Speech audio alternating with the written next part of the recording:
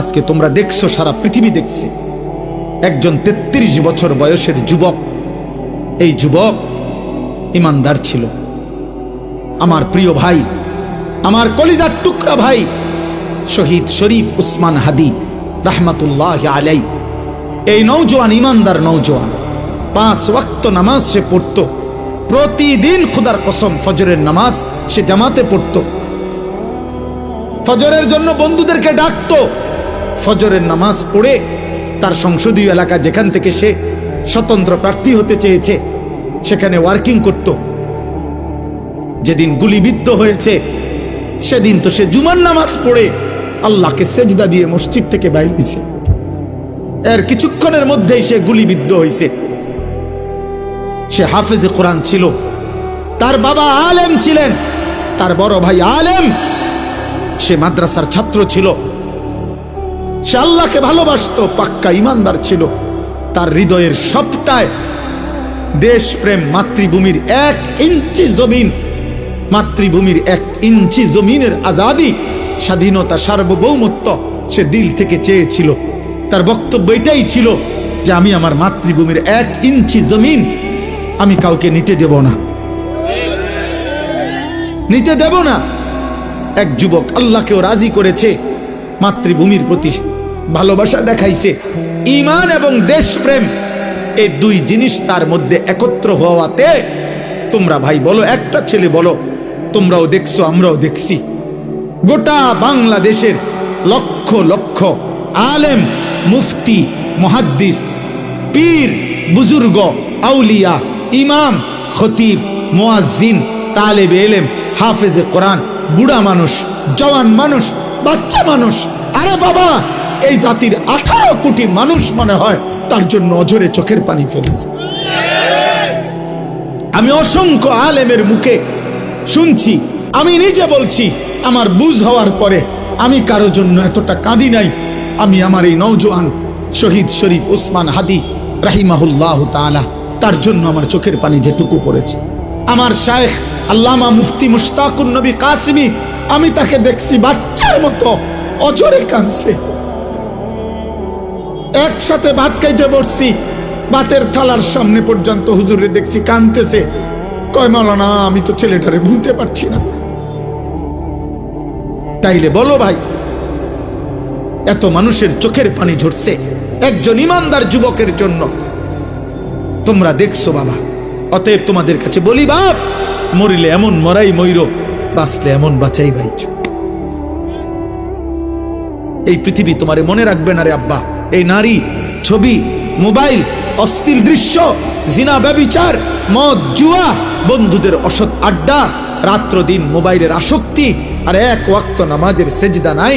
খোদার কসম, রব্বে কাবার কসম, এই পৃথিবী তোমারে মনে রাখবে না, তোমারে মনে রাখবে। পৃথিবী শ্রদ্ধা করে না।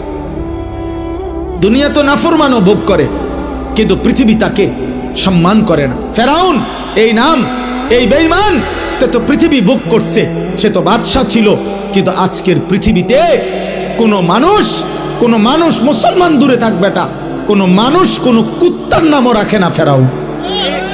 এই পৃথিবীর কোনো কুত্তার নাম নাই ফেরাউন, এই পৃথিবীর কোনো কুত্তার নাম নাই নমরুদ, এই পৃথিবীর কোনো কুত্তার নাম কেউ আবু জেহেল রাখে না, এই পৃথিবীর কোনো কুত্তার নাম কেউ আবু লাহাব রাখে না। কিন্তু 1450 বছর আগে এক গোলাম, কৃতদাস, হাবশি গোলাম, নিগ্রু, কালো গোলাম, সে আল্লাহকে রাজি করেছে।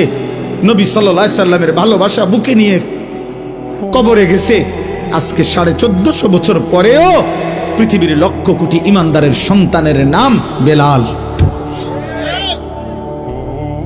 বেলালের কোনো আঞ্চলিকতা নাই, বেলালের কোনো সীমানা নাই। বেলাল সারা পৃথিবীর, আবু বকর সারা পৃথিবীর, ওমর সারা পৃথিবীর। 1000 বছর পরেও ইনশাআল্লাহ মনে রাখবা, এই মাটির যদি আরো 1000 বছর পরেও এই জমিন, আমার বাংলার জমিন টিকে থাকে, তো 1000 বছর পরের বাচ্চাটাও ইনশাআল্লাহ শহীদ শরীফ উসমান হাদির নাম জানবে, ওকে চিনবে। ওকে চিনবে। জুনায়েদ বাগদাদির নাম সবাই জানে, বাগদাদের আর কোনো ধনীর নাম কেউ জানে না। বায়েজিদ বোস্তামির নাম সবাই জানে, বোস্তাম নগরীর কোনো সম্পদশালী ক্ষমতাধর ব্যক্তির নাম কেউ জানে না। আব্দুল কাদের জিলানী রাহমাতুল্লাহ আলাইহির নাম সবাই জানে, কিন্তু ওনার ওই বাগদাদের ইরাকের ওই সময়কার কোনো ধনাঢ্য ক্ষমতাধর কোনো ব্যক্তির নাম পৃথিবী জানে না।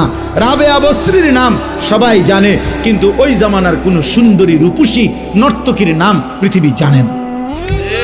বেঈমানের নাম থাকে না, নাফরমানের নাম থাকে না, ইমানদারের নাম কলিজায় কলিজায় বসে যায়, ইমানদারের নাম আরশে আজিমে লেখা হয়ে যায়।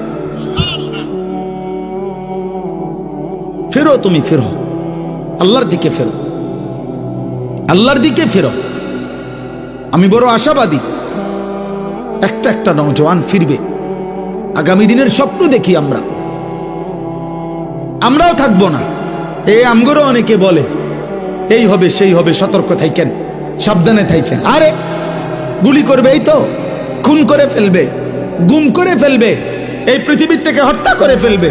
আমি তো স্পষ্ট বলছি, যাই করো বেঈমান, যাই করো, যেই কোনো আলেম, যেই কোনো ইমানদার, যেই কোনো সাহসী বাংলার স্বাধীনতাকামী আধিপত্যবাদ বিরোধী বাংলার যেই কোনো ইমানদার যুবককে যাই করো, গুলি করো, খুন করো, শহীদ করো, হত্যা করো, গুম করো, হারিয়ে ফেলো, আর কোনো আলেমকে যাই করো, শেষ পর্যন্ত তাকে তো তুমি আল্লাহর কাছেই ফেরত পাঠাইবা। আর ওই মালিক ইনসাফ করবেন, ইনসাফ করবেন, তিনি জুলুম করবে না।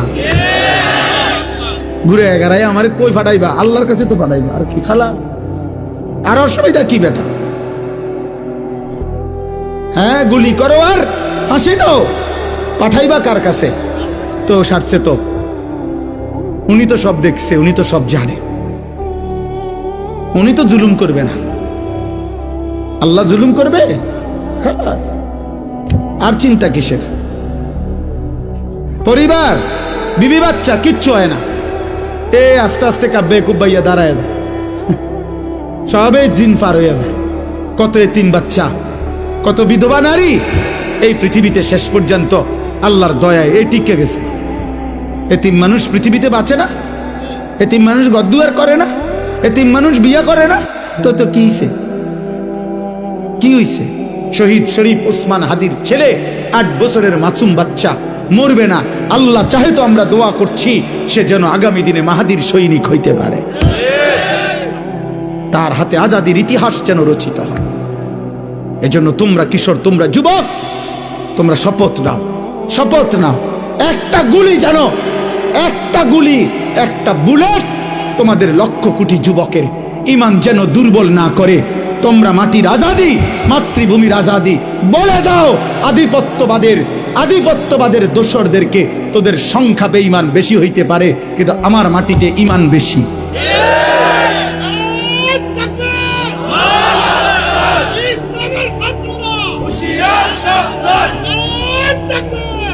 আমাদের জমিনে ঈমান বেশি, ইনশাআল্লাহ, ইনশাআল্লাহ।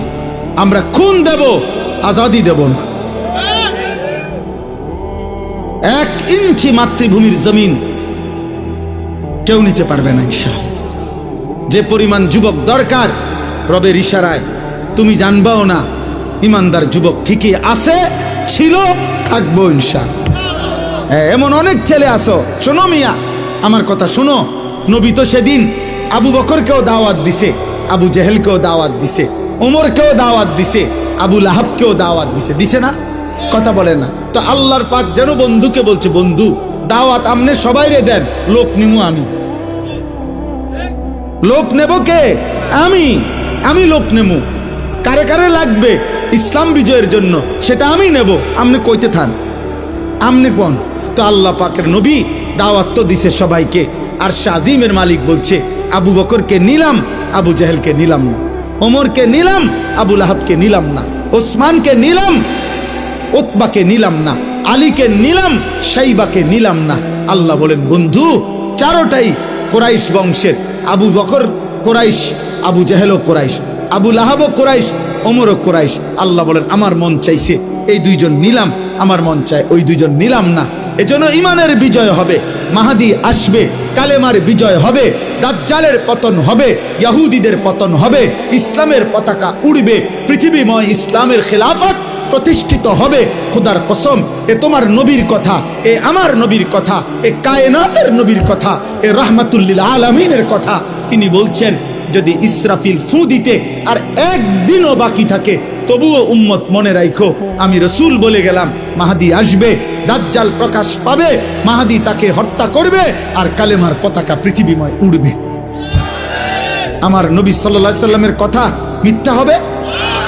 সত্য হবে? হবেই হবে ইনশাআল্লাহ। হয়তো তুমি কামে লাগলা না, ইসলামের বিজয় হবে যেদিন, হয়তো তুমি সেদিনও বেডি চাও, তুমি নর্তকী দেখবারে, তোমার মতো আকামলারে নিল না, আরে তোমার মতো চরিত্রহীন রে নিল না, আর কি তোমার মতো নারী লুভিরে নিল না, আর কি তোমার মতো নেশাখোর জুয়াখোর রে নিল না, আর কি। তো কি সে আবু জেহেল ছাড়া ইসলাম বিজয় হয় নাই? আবু লাহাব ছাড়া ইসলাম বিজয় হয় নাই? তো তোমার ছাড়া হইতো না? আমার ছাড়া হবে না? হবে ইনশাআল্লাহ, হবে ইনশাআল্লাহ। এজন্য বাপ, এটা বুঝতে শিখো। আল্লাহ বলছেন, আহাসিবান নাসু আন ইউতরাকু আন ইয়াকুলু আমান্না ওয়া হুম লা ইফতানুন। আল্লাহ বলে, বান্দা, তুমি শুধু মুখে বলবা আমি মুসলমান, আমি মুমিন, আর আমি তোমাকে কোনো পরীক্ষা না নিয়ে এমনিতেই ছেড়ে দেব, জান্নাত দিয়ে দেব, হবে না, হবে না, দেব না। ওয়ালাকাদ ফাতান্নাল্লাযীনা মিন ক্বাবলিহিম, আল্লাহ বলে, সকল যুগে যারাই নিজেকে মুমিন বলেছে আমি তাদের পরীক্ষা নিয়েছি। ফালা ইয়ালামান্নাল্লাহুল্লাযীনা সাদাকু ওয়ালা ইয়ালামান্নাল কাযিবিন। আমি পরীক্ষা নিয়েই জেনে নিয়েছি ইমানের দাবিতে সত্যবাদী কে, মিথ্যাবাদী কে। অতএব আমরা যারা এখানে আছি, আমরা নিজেকে মুসলমান বলি তো, বলে না ভাই? অতএব খোদার কসম, জওয়ান বুড়া, নারী পুরুষ, ছোট বড়, আলেম পাবলিক, হুজুর মুসল্লি, সবাই পরীক্ষা দিতে হবে। কার কাছে? কি দিতে হবে? এই পরীক্ষা কি? পরীক্ষা হলো এই তামাম জিন্দিগির আমল, এটাই পরীক্ষা। প্রতিটা নামাজের ওয়াক্ত পরীক্ষা। আল্লাহ দেখতে চায় সেজদা দেও না নাফরমানি করো। প্রতি বছর পরীক্ষা, যাকাত দিচ্ছ না দিচ্ছ না। প্রতি রমজান পরীক্ষা, রোজা রাখছো না রাখছো না। প্রতিবার সম্পদ হলে আমি আল্লাহ দিছি তো আমি দেখছি, হজ করছো না করছো না। নারীর সামনে মোবাইলে হোক আর রাস্তায় হোক পরীক্ষা, তাকায় আসো না চোখ নামাইছো। টাকার সামনে পরীক্ষা, হালাল টাকা না হারাম টাকা। খাবার সামনে পরীক্ষা, হালাল খাবার না হারাম খাবার। মানে আমার প্রতিটা আদেশ, প্রতিটা নিষেধ, আমার রসুলের প্রতিটা সুন্নাত, এটাই পরীক্ষা। পরীক্ষা কোনটা তাইলে? এই জীবনভর ইমান আমলের পরীক্ষা। আল্লাহ বলেন তুমি পরীক্ষা দিতে হবে। পরীক্ষার মাধ্যমে আমি আল্লাহ জেনে নেব। পরীক্ষা চলবে মৃত্যু পর্যন্ত। কোন পর্যন্ত? এজন্য তাফসীরের মধ্যে আছে, দুনিয়াকে বলা হয় দারুল ইমতিহান, পরীক্ষার ঘর। আখিরাতকে বলা হয় দারুল জাযা, ফলাফলের ঘর। দুনিয়াকে বলা হয় দারুল আমাল, আমলের ঘর। আখিরাতকে বলা হয় দারুল হিসাব, হিসাবের ঘর। আমল এখানে, হিসাব সেখানে, পরীক্ষা এখানে, ফলাফল সেখানে, ফলাফল সেখানে। এজন্য পরীক্ষা দিতে হবে আব্বা, পরীক্ষা দিতে হবে, পরীক্ষা দিতে হবে। নবী সাল্লাল্লাহু আলাইহি সাল্লামের একটা একটা সুন্নাত মানতে হবে। আমরা এই জন্যই বলি, আমি ব্যক্তিগতভাবে কোনোদিন এই দ্বন্দ্বে বিশ্বাসী না। ওই ধাক্কা ধাক্কি ঠেলা ঠেলি, তার লগে তোর লগে আপনি কথায় কথা বহস করে এলাম, আয় বেড়া উড়াইলাম, বেড়া কেডা আসত না, উড়ানের দরকার আপনি জাগাত থাকেন। কীর্তন উড়াইতাম আমি হুদা কামে? আমি এই ফোদ্দারিত নাই আমার জীবনে কোনোদিন। আমি বাংলাদেশের কোনো বক্তা, আলহামদুলিল্লাহ আমার স্যার, আমি ওইখান থেকে রওনা, আমার ওইখানে পৌঁছতে দেরি হয়েছে জ্যামের কারণে, এই জন্য আমার এখানে আসতে দেরি হয়েছে।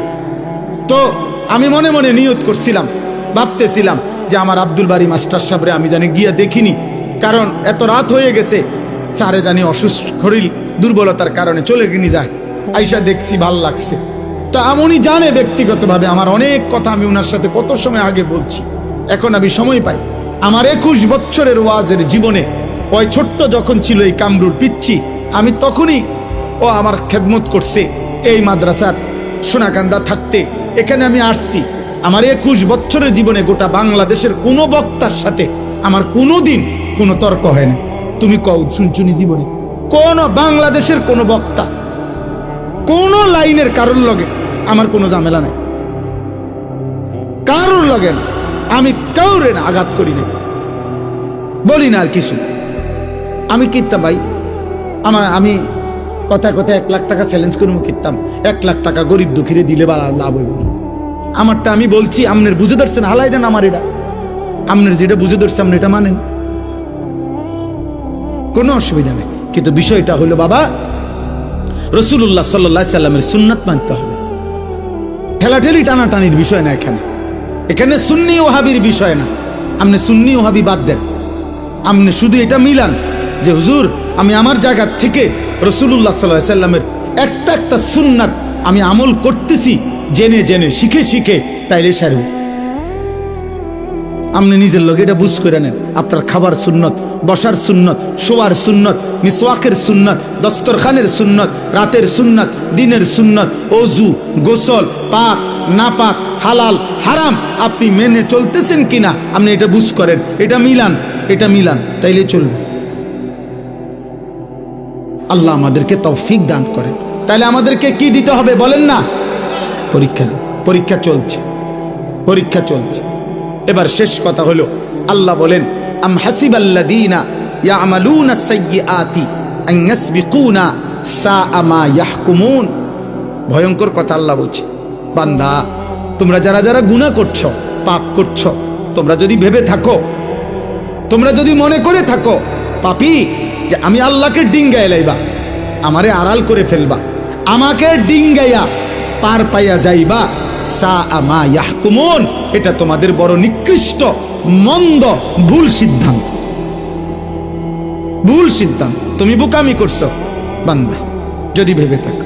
তুমি যদি মনে করে থাকো যে পুলিশের ফাঁকি দিয়া লাইছি, র্যাব টের পাইছে না, বিজিবি টের পাইছে না, মেম্বরে কইতারে না, চেয়ারম্যানে জানে না, আমার আব্বাই জানে না, আমার মায়ে জানে না, আমার বউয়ে টের পাইছে না, আমার জিফুতে টের পাইছে না, আমগো গ্রামের কেউ টের পাইছে না, খোদার কসম আল্লাহ বলেন এদের সাথে তুমি আমারে আন্দাজ করো না বান্দা, যে এতজনকে ফাঁকি দিছি আর কিটা আর কেডা। আল্লাহ বলেন আর কেডা বুঝো নাই, আমি আছি না, আমারে ফাঁকি দিবা কেমনে, আমাকে ফাঁকি দিবা কেমনে? অতএব আল্লাহকে ফাঁকি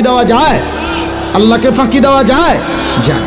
সর্বশেষ কথা হলো পঞ্চম আয়াত, মান কানা ইয়ারজু লিকা আল্লাহ ফাইন্না আজালাল্লাহি লাআতিন ওয়া হুয়াস সামিউল আলিম।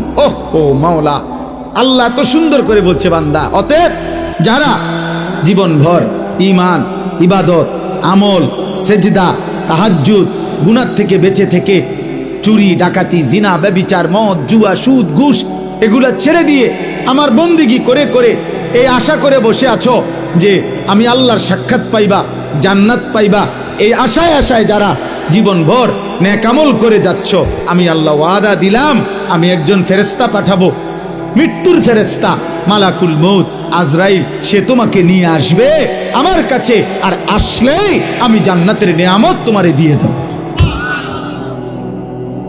ফাইন্না আজালাল্লাহি লাআতিন ওয়া হুয়াস সামিউল আলিম। অতএব তোমরা যে যাই করছো আমি শুনতেছি, আমি জানি, ভালোটাও শুনি মন্দটাও শুনি, ভালোটাও জানি মন্দটাও জানি। অতএব সিদ্ধান্ত নাও যে তুমি কি করবে। আমি আল্লাহ স্পষ্ট বললাম। আল্লাহ আমাদের সবাইকে ঈমান আমলের তৌফিক দান করেন, বলেন ইনশাআল্লাহ, বলেন আমিন। আল্লাহ তাআলা এই মাহফিল কবরবাসীদের রূহের মাগফিরাত, জীবিতদের জীবন পরিবর্তনের মাধ্যম হিসাবে কবুল করেন। আমি আমার গাড়িতে একটা বই আছে, সাদা গাড়িতে রাসূলুল্লাহ সাল্লাল্লাহু আলাইহি ওয়াসাল্লামের জীবনের সমস্ত সুন্নাত, একেবারে জিন্দেগীর যত সুন্নাত নবীজির জীবনের ছোট বড় প্রায় 600 পৃষ্ঠা ব্যাপী, বাংলা ভাষায় এর চাইতে বড় পূর্ণাঙ্গ নবীজির সুন্নাতের উপরে আর কিতাব নেই। আছে আরো ছোট ছোট, কিন্তু এই কিতাবটা অনেক সুন্দর। আমি ঢাকা গাজীপুর বাংলাদেশের একজন অন্যতম শ্রেষ্ঠ বুজুর্গ অধ্যক্ষ মিজানুর রহমান চৌধুরী, অনেক বড় একজন শায়েখ আল্লাহওয়ালা, বাংলাদেশের বড় বড় আলেম, ওনার হাতে মুরিদ, অনেক বহুত বড় মুখলিস আল্লাহওয়ালা হজরতের লিখিত এই কিতাবটা, নবী সাল্লাল্লাহু আলাইহি সাল্লামের জীবনের যাবতীয় সুন্নাত এই কিতাবে আছে। আমি এই বছর এটা বিক্রি করি গাড়িতে 400 টাকা মূল্যে, একটা আশায়, একটা উদ্দেশ্যে বিক্রি করি। উদ্দেশ্য হলো উম্মতের ঘরে ঘরে রাসূলুল্লাহ সাল্লাল্লাহু আলাইহি সাল্লামের সুন্নাতের একটা পূর্ণাঙ্গ বই থাকুক। একটা সময় মুসলমানদের ঘরে ঘরে মুকসুদুল মুমিনিন একটা বই ঘরে ঘরে থাকতো, বেহেশতি জাওর ঘরে ঘরে থাকতো। যখন যে যেটুকু পারছে কম বেশি একটু একটু হলেও পড়ছে, এরকম একটা পূর্ণাঙ্গ বই সুন্নাতের থাকলে মা, ছেলে, বোন, দাদি, নানি, বাচ্চা যে কেউ যখনই মন চায় পড়তে পারবে। আপনারা যাওয়ার সময় আমাদের সাদা গাড়িতে যারই সুযোগ হয় 400 টাকা মূল্যে এটা নিয়ে যাবেন। আল্লাহ তৌফিক দান করেন। আজকের এই মোবারক মাহফিল আল্লাহ কবুল করে নেন। আল্লাহ তাআলা আপনাদের সবাইকে ঈমান আমলের তৌফিক দান করেন। মুসলমানের নওজওয়ান আগামী দিনের জন্য, ইসলামের জন্য, মাহাদির জন্য, আল্লাহর দ্বীনের জন্য, দেশ জাতি মাতৃভূমির জন্য তোমরা রেডি থাকো, ভালো থাকো, চরিত্রবান হও। আল্লাহ তোমাদেরকে তৌফিক দান করেন, কবুল করেন, বলো আমিন। পৃথিবীর যেখানে যা হয়, যখন যা হচ্ছে, কেউ না কেউ এই মোবাইলে উঠাইতেছে, দিচ্ছে। আরবি ভাষায় একটা প্রবাদ আছে, লিকুল্লি সাকিতাতিন লাকিতাতুন, যেই কোনো ফেলে দেওয়া জিনিস গ্রহণ করার কেউ না কেউ আছে। একেবারে একটা ফসা জিনিসও বাজারে এমন আমও বিক্রি হয়, কিছু আলাদা পচা আম, এগুলোও কেউ না কেউ কিনে। পচা মাছও কেউ না কেউ কিনে। অর্থাৎ যেই কোনো ফেলে রাখা জিনিস কেউ না কেউ তুলে নেয়। তাহলে আমাদের এই পৃথিবীতে যা হচ্ছে সব কিছুই তো উঠতেছে। তো এখানে যদি উঠে, তার চাইতে বেশি সত্য যে আমলনামার মধ্যে এর চাইতে নিখুঁত উঠতেছে। এই জন্য প্রত্যেকের উচিত নিজের জন্য কিছু শোনা, নিজের জন্য, যেন আমার দিলে, আমার কলিজা, আমার ভিতরে কোনো অনুভূতি আসে। তোমরা যারা কিশোর যুবক ছেলে, তোমাদের এই বয়স কিন্তু শক্তির পূর্ণতার সময়। বাস্তবতা হলো এটা। কোরআনুল কারীমের মধ্যে আল্লাহ তাআলা বলছেন, একজন মানুষকে তিনি তার দেহে পরিপূর্ণ শক্তি, সারা অঙ্গে, একেবারে চুল, চেহারা, মাথা, চোখ, নাক, কান, ভেতর বাহির, যাবতীয় শক্তি একজন মানুষের দেহে পূর্ণতায় পৌঁছায় আল্লাহ যৌবনকাল। সুম্মা লিতাবলুগু আশুদ্দাকুম, কোরআনুল কারীমে আল্লাহ বলছে, সুম্মা ইউখরিজুকুম তিফলান সুম্মা লিতাবলুগু আশুদ্দাকুম। আল্লাহই তোমাদেরকে মায়ের পেট থেকে একটা তিফল মানে শিশু, বাচ্চা হিসাবে বের করে আনে। অতঃপর আল্লাহই তোমাদেরকে ধীরে ধীরে শক্তির পূর্ণতায় পৌঁছিয়ে দেয়। আর এটাই তাফসীরে আছে যৌবনকাল। সুম্মা লিতাকুনু শুয়ুখা, অতঃপর আবার তোমাদেরকে দুর্বলতা মানে বৃদ্ধকালীন অবস্থায় নিয়ে আসে। কোরআনুল কারীমের মধ্যে আল্লাহ তাআলা বলেন, আমি মানুষের হায়াতকে 3টা ভাগে ভাগ করেছি। এর 2 ভাগ দুর্বলতা, 1 ভাগ শক্তি। আল্লাহ তাআলা বলছেন, আল্লাহুল্লাযী খালাকাকুম মিন দুআফিন, আল্লাহই তোমাদেরকে সৃষ্টি করেছেন দুর্বল অবস্থায় মানে শিশুকাল। সুম্মা জাআলা মিন বাদি দুআফিন কুওয়াতান, অতঃপর তোমাদের দুর্বলতার উপরে তিনি নতুন করে তোমাদেরকে দিয়েছেন কুওয়াতান, শক্তি মানে যৌবনকাল। সুম্মা জাআলা মিন বাদি কুওয়াতিন দুআফান ওয়া শাইবা, অতঃপর তিনি আল্লাহই পুনরায় আবার ফিরিয়ে দিয়েছেন দুর্বলতা এবং বৃদ্ধ অবস্থা। ইয়াখলুকু মা ইয়াশা, তোমার দেহ দেখলেই তুমি বুঝবে বান্দা যে আল্লাহ যখন যা ইচ্ছা তাই করতে পারে। এক হাতে একবার দুর্বল, একবার সবল, আবার দুর্বল, তিনি যা ইচ্ছা তাই করতে। এই চেহারায় তিনি কখনো হাসান, কখনো তিনি বিষণ্ণ বানান।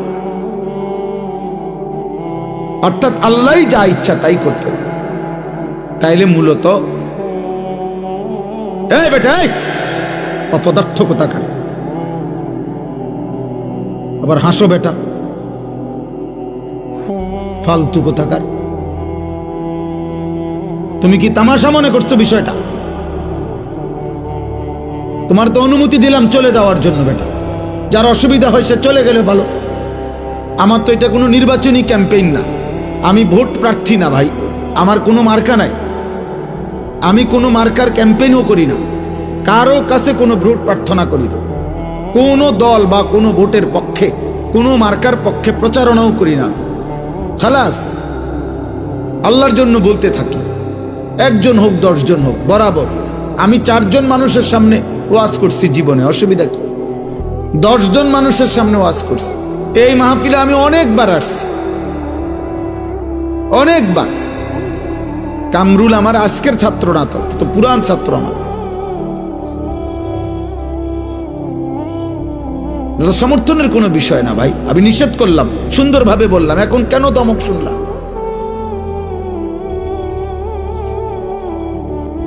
খামখেয়ালি না করলে ভালো ভাই। মনে রাখো আব্বা, এটা তুমি আজকে তোমরা কিশোর যুবক ছেলেদেরকে সবচেয়ে বড় বদনসিব বাবা, যাকে কেউ টানে ধরে না। খোদার কসম, কোন মানুষের জীবনের সবচেয়ে বড় দুর্ভাগ্য কি আমরা কিতাবে পড়ছি, কোন মানুষের জীবনের সবচেয়ে বড় দুর্ভাগ্য হলো যে তার কপালে এমন একজন অভিভাবক জোটে নাই যে তাকে টেনে ধরবে। এটা তার জীবনের সবচেয়ে বড় দুর্ভাগ্য। এরকম একটা অভিভাবক যে পায় নাই, সে আসলেই মন্দ। এক সময় ঘুরতে ঘুরতে লাওয়ারিসের মতো জীবনটা এলোমেলো হয়ে যায়। কিন্তু এমন একজন কেউ যদি জোটে, এটা করবা, এটা ছাড়বা, এদিকে আসো, চুল কাটো, জামাইটা বদলাও, এখন নামাজ পড়ো, এই যে একজন ধরুন না, তারা আগলায় রাখে, টাইনা রাখে, এরকম একটা মানুষ যার কপালে জুটছে অভিভাবক, ওই মানুষের জীবনে সবচেয়ে বড় সৌভাগ্য, ভাগ্য এটা। যত মানুষ এই পৃথিবীতে, খোদার কসম, মাদ্রাসা হোক, জেনারেল লাইন হোক, ভদ্র, শিক্ষিত, মার্জিত, চরিত্রবান, পবিত্র, আমার ভাই, যেই কোনো কেউ লক্ষ্য করে দেখো, খবর নাও, তাকে কেউ একজন আগলাইয়া ধরে রাখছে, টাইনা ধরে রাখছে, এলোমেলো হইতে দেয় না। আমি অনেক বয়ানে এটা বলছি। আমার একবারের চুল আমার বড় ভাই 3 বারও কাটাইছে সেই ছাত্র জীবনে।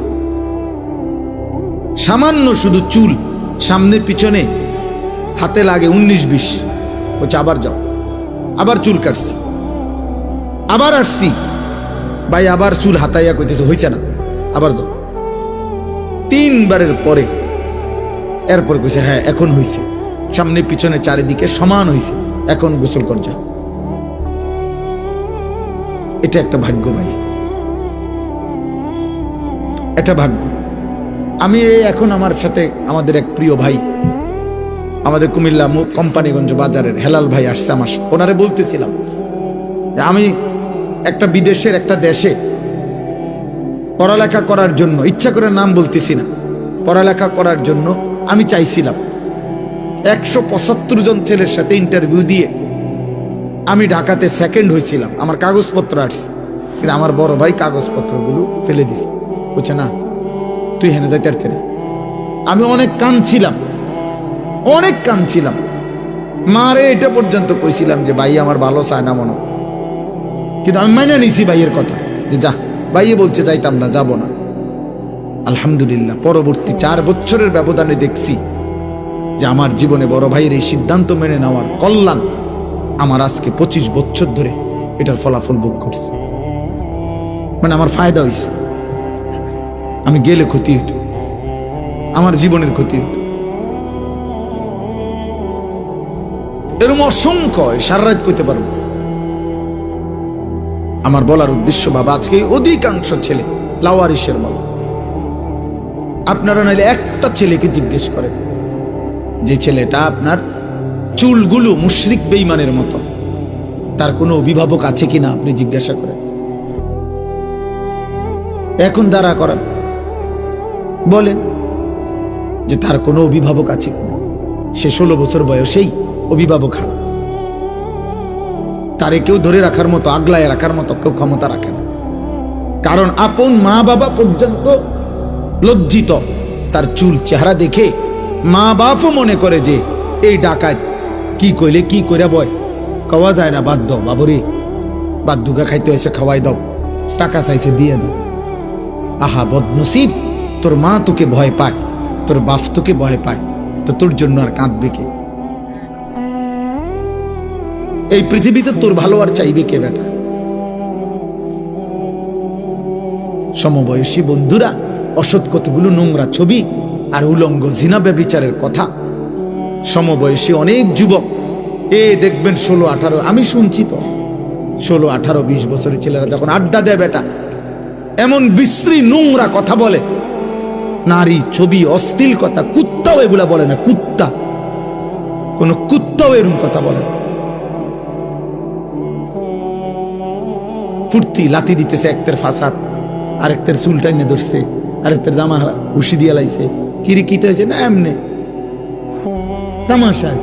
আহা, কে মা, কে বাবা, কে অভিভাবক, কারমার ফুত, কারমার ছেলে, কিচ্ছুর খবর নেই, লাওয়ারিস। এটা দুর্ভাগ্য আব্বা। ভাত খাওয়া জীবনের কোনো সফলতার কিছু না, ভাত কোনো আশ্চর্য কিছু না। পেশাব পায়খানা, যৌন চাহিদা পূরণ, আমি প্রত্যেক দিন বলি, ঘুম, এ তো এগুলো জানোয়ারেরও পূরণ। একটা কুকুর বিড়ালও খায়, ঘুমায়, পেশাব পায়খানা করে। লজ্জাস্থানের চাহিদা কুত্তারও পূরণ হয়, তাহলে কুকুরের বাচ্চা হয় কেমনে বেটা? হ্যাঁ বেটা, যৌন চাহিদা তো জানোয়ারেরও পূরণ হয় বেটা, নাহলে ছাগলের বাচ্চা হয় কেমনে, গরুর বাচ্চা হয় কেমনে বেটা? এটা তো জীবনের কোনো সফলতা না আব্বা। সফলতা হলো তুমি মানুষ হচ্ছ কিনা, তোমার কোনো আখলাক আছে কি, তোমার চুল, চেহারা, লেবাস, পোশাক, চেহারা দেখলেই বোঝা যায়। 24 ঘন্টার মধ্যে একবার একটা সেজদা দাও নাই। আহা, মুসলমানের ঘরে এত বড় নাফরমান কেমনে জন্ম নিলাম? 365 দিনে খোদার এক বছরে কোনোদিন ফজরের নামাজ পড়লা না। মুসলমানের ঘরে এত বড় মানুষরূপী জানোয়ার, চতুষ্পদ জন্তু কেমনে জন্ম নিল? কেমনে ঘুমাইলা? আহারে, তোর কপালে বুঝি একটা মা জুটলো না, বাবা জুটলো না, কেউ কি জুটলো না তোকে নামাজের জন্য ডাকবে? আহা বদনসিব, দুর্ভাগা, দুর্ভাগা। আলহামদুলিল্লাহ, আমার মা 75 বছর বয়স, এখনো আমার মা বৃদ্ধ, মাজুর, দুর্বল, একেবারে অসুস্থ মা আমার। আলহামদুলিল্লাহ, মা এখনো জিগায়, ফুত নামাজ উঠছো, এখনো জিগায়, এখনো আজীবন মা আম করে স্কুলের ঘন্টা দিয়া, ফিটটা ঘন্টা ফিটে যেভাবে এগুলা দিয়া ফজরের নামাজের সময় উঠাইছে। আগে আমার যখন বাচ্চা কাচ্চা ছিল, আমি যখন বক্তা ওয়াইস, তখনও মা টুং টুং টুং টুং করে ঘন্টা পিটা দরজার সামনে, আমরা সব ভাই বোনকে উঠাইত। আলহামদুলিল্লাহ। এই জন্য আব্বা তুমিও রাগ করো না, আল্লাহ তোমারও মাফ করুক। কিন্তু বলার উদ্দেশ্য হলো, বাবা তোমার এটা মনে রাখো, জীবন মানে শুধু নারী না, জীবন মানে শুধু ভাত না, জীবন মানে অশ্লীল ছবি না, জীবন মানে উলঙ্গ দৃশ্য না। তুমি জানোয়ার না, তুমি মানুষ, তুমি মুসলমান। তুমি জানো না রে আব্বা, ইমানের নেয়ামত কত বড় নেয়ামত। খোদার কসম আব্বা, তুমি জানো না মুসলিম এই পরিচয়টুকু যে পাইছো, এটা ওই আসমানওয়ালার কত বড় ইহসান। 38 বছর এক টানা একটা মানুষ আমার নবী সাল্লাল্লাহু আলাইহি সাল্লামকে আদর করেছে, ভালোবাসা দিয়েছে, আগলে রাখছে, পাশে ছিল সুখে দুঃখে, বিপদে আপদে, রাতে দিনে, বন্দি দশায়। এক টানা 38 বছর নবীজির সাথে ছিল একটা লোক, একজন ব্যক্তি। কিন্তু আল্লাহর নবী সাল্লাল্লাহু আলাইহি ওয়াসাল্লাম, আল্লাহর কলিজার টুকরা, তিনি মাহবুব আল্লাহর সেই পরম বন্ধু আমাদের নবী সাল্লাল্লাহু আলাইহি সাল্লামের চোখের পানি, কান্না, আহাজারি, হাত উঠাইছে। কিন্তু আল্লাহ বলছে, বন্ধু 38 বছর না, 38,000 বছরও যদি আপনার সেবা করে, আমি যদি ঈমান না দেই, পৃথিবীর কারো কোনো ক্ষমতা নাই, আর আমি দেব না বলছি, দেবই না। আবু তালেবকে ঈমান দেয় নাই যে দেয় না। এটার কারণটা কি বলে? কার ইচ্ছা? বলো না আব্বা, তুমি কও। সাংঘাতিক কথা। নবী সাল্লাল্লাহু আলাইহি সাল্লামের হাতে কেউ কালেমা পড়ে নাই, কথা বলে না, তো আবু তালেব পড়লো না কেন? তাহলে ফয়সালা কোথায়? ঈমান কত বড় সম্পদ। কোরআনুল কারীমে সূরা তাওবার মধ্যে আছে, সূরা তাওবার আয়াত বাবা শুনো মনোযোগ দিয়ে। নবী সাল্লাল্লাহু আলাইহি সাল্লামের চাচা আবু তালেব ইন্তেকালের মুহূর্তে তো বলছেই নবীজি 12 বছর বয়স যখন নবীজির সাল্লাল্লাহু আলাইহি সাল্লাম দাদা আব্দুল মুত্তালিব তখন নবীজিকে এই আবু তালেবের হাতে তুলে দিছিল যে আমার নাতির বাবা নাই, তুমি সন্তানের হাতে তুলে দিলাম। নবীজির বয়স যখন 50, তখন আবু তালেব ইন্তেকাল করছে। তাহলে 12 থেকে 50 38 বছর, তুমি গুনে দেখো। এই 38 বছরের মধ্যে 10 বছর তো টানা তিনি নবুয়তের দাওয়াত দিতেছে, কালেমার দাওয়াত। 40 বছর থেকে নবীজির বয়স 50, তাহলে এই 10 বছর তিনি কালেমার দাওয়াত দিছে না, কথা বলে না? তো উনি ওনার চাচারে বলে নাই, আবু তালেবকে বলে নাই। 10 বছরে একবার বলছে, 2 বার 3 বার, সপ্তাহে একবার। বলেন তো, ভাবেন তো কতবার বলছে। এরপরে 10 বছর পরে আবু তালেবের ইন্তেকাল। বুখারীর রওয়ায়াত, হযরত সাঈদ ইবনুল মুসাইয়াব রাহিমাহুল্লাহ ওনার থেকে বর্ণিত, আল্লাহর নবী সাল্লাল্লাহু আলাইহি সাল্লামের চাচা আবু তালেবের যখন মৃত্যুর সময় হলো, নবীজি তাকে বললেন, ইয়া আম কুল লা ইলাহা ইল্লাল্লাহ কালিমাতান আশহাদু লাকা বিহা ইনদাল্লাহ। চাচা, আপনি লা ইলাহা ইল্লাল্লাহর কালেমাটা শেষবারের মতো বলেন। আপনি একবার বললে আমি আমার আল্লাহর কাছে কিয়ামতের দিন চাচা আপনার জন্য এই কালেমা সামনে নিয়ে সাক্ষ্য দেব। হাদিসের মধ্যে আছে, আবু তালেবের পাশে তখন 2 জন বেঈমান ছিল, একজন আবু জেহেল, আরেকজন উমাইয়া ইবনে খালফ। এই হযরত বেলালের মনিব, যে বেলালকে কষ্ট দিত, এই উমাইয়া বেঈমান, এই 2 বেঈমান পাশে ছিল। হাদিসের ইবারত হলো উমাইয়া ইবনে খালফ, এই বেঈমান তখন আবু তালেবকে বলতেছিল, আতারগাবু আম মিল্লাতে আব্দুল মুত্তালিব। আবু তালেব, তোমার পূর্বপুরুষ আব্দুল মুত্তালিব তোমার বাবা, তার পৈতৃক ধর্ম মূর্তি পূজার ধর্ম ছেড়ে দিবা? আজ এতদিনের বন্ধুত্ব, তোমার সাথে আমাদের উঠা বসা, সমবয়সী আমরা, আজ বুঝি মৃত্যুর পূর্বে দোস্ত তুমি আমগরে বেইজ্জতি করবা? খোদার কসম, আমি হাত জোড় করে বলি, একটা ছেলেকেও বন্ধু নষ্ট করে দেয় বেশি, সমবয়সী। হাদিসের শব্দ, ফালাম ইয়াজাল রাসূলুল্লাহ সাল্লাল্লাহু আলাইহি সাল্লাম ইয়ারিজুহা আলাইহি ওয়া ইউঈদুহু তিলকাল মাকালা। এই হাদিসের শব্দ হইল, এক পাশে নবীজি বারবার, ফালাম ইয়াজাল অর্থ হইল বারংবার, নবীজি সাল্লাল্লাহু আলাইহি সাল্লাম বারংবার আবু তালেবকে কালেমার কথা বলছিলেন, আর ওই বেঈমান উমাইয়া বারবার আব্দুল মুত্তালিবের নাম নিয়া, বন্ধুত্বের দোহাই দিয়া, সমবয়সীর দোহাই দিয়ে তাকে ফিরাচ্ছিলেন, মানে কালেমা বলতে দিচ্ছিলেন না। হাত্তা মাতা, এরই মধ্যে আবু তালেবের মৃত্যু হয়ে গেল। নবীজি তখনও, হাদিসের ইবারত, নবীজি তখন বললেন, লা আস্তাগফিরান্না লাকা মা লাম উনহা আনকা। চাচা, আল্লাহ যতক্ষণ পর্যন্ত আমাকে নিষেধ না করবে ততক্ষণ পর্যন্ত আমি আপনার জন্য এবার আমার আল্লাহর কাছে ক্ষমা প্রার্থনা করতে থাকবো। আল্লাহ যদি আপনারে মাফ করে দেয়, খোদার কসম, সূরা তাওবা কোরআনুল কারীমের আয়াত আছে, এই নবী যখন এবার হাত তুলছে আল্লাহর কাছে, তখন আল্লাহ পাক আয়াত নাজিল করে বলছে, মা কানা লিন নাবিয়্যি ওয়াল্লাযীনা আমানু আন ইস্তাগফিরু লিল মুশরিকিনা ওয়ালাউ কানু উলি কুরবা মিন বাদি মা তাবায়্যানা লাহুম আন্নাহুম মিন আসহাবিল জাহিম।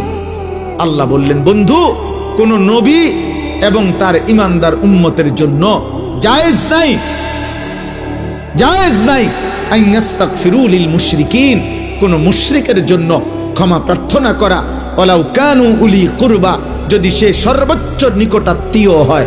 আপনি হাত নামান, আপনি হাত নামান, আমি মাফ করব না বন্ধু। আপনি আচ্ছা একটা মানুষ বলেন, আপনারা বুঝতেছেন যে কার হাত নামাইতে কইছে? উনি কে চিনছেন? কে? হ্যাঁ, আপনি বুঝছেন উনি কি, আল্লাহর কি উনি বুঝছেন? বন্ধু, হ্যাঁ, কলিজাটা আল্লাহ, মালিকের এটা কলিজা। এর চাইতে ভালোবাসার জন আল্লাহর এই সৃষ্টিতে, এর চাইতে প্রিয় ভালোবাসার মানুষ আর কে? আল্লাহর সৃষ্টির মধ্যে এই বন্ধুর চাইতে আল্লাহর প্রিয় বন্ধু আর কেউ আছে? ছিল কোনোদিন? তো উনাকে বলছে হাত নামান, আমি মাফ করব, আমি হেদায়েত দেব।